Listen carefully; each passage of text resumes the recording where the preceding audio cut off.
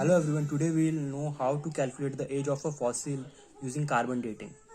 Okay, we should know the formula first. This is R equal to R naught e to the minus power lambda t, and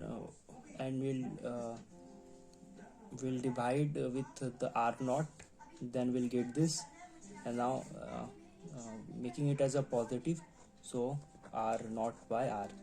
This will be the form. Okay, now we'll take the logarithm to the both side, so lambda t equal to log e, is base x, and we'll do the time as half log e r naught by r. Okay, so we know that the lambda, which is the disintegration constant, equal to the 0.6931 by half life. So put this value here. We'll get